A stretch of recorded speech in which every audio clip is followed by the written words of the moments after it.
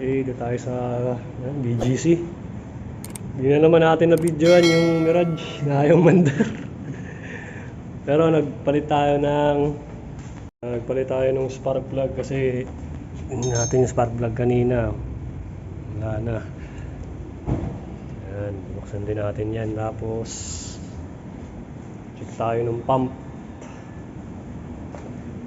Tingnan natin yung pump. Tingnan natin yung pressure ng gas. Okay. Hindi lang natin na-video kanina nung cranking at nakalimutan ko na naman. Try natin. No fault code din siya, no fault code. Try natin cranking no start to nung pinuntahan natin kanina. Try natin. Ayos! One click start na. Goods na, goods.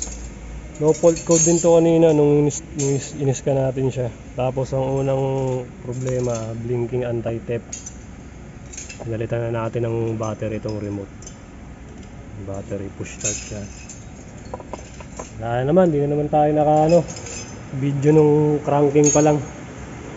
Pero at least okay na. 1 week na raw to, 2 weeks na raw to dito, sabi ni sir.